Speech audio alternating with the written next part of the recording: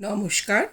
আমি সুকান্ত ভট্টাচার্যের একটি বিখ্যাত প্রতিবাদী কবিতা সিঁড়ি পাঠ করছি। এই কবিতাটি ছাড়পত্র কাব্যগ্রন্থের অন্তর্গত। এই কবিতায় শোষিত মানুষের যন্ত্রণার কথা বলা হয়েছে। কবি এখানে সিঁড়ির রূপকের মাধ্যমে খেটে খাওয়া মানুষের বঞ্চনার কথা ফুটিয়ে তুলেছেন। আমি কবিতাটি পাঠ করছি।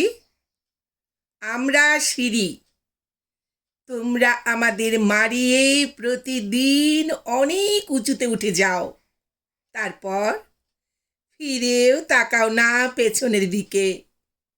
তোমাদের পদধূলি ধন্য আমাদের বুক, পদাঘাতে ক্ষতবিক্ষত হয়ে যায় প্রতিদিন।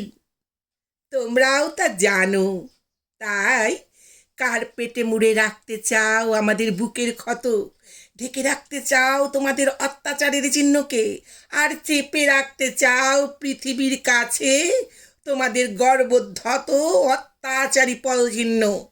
তবুও আমরা জানি চিরকাল আর পৃথিবীর কাছে চাপা থাকবে না আমাদের দেহে তোমাদের এই পদাঘাত।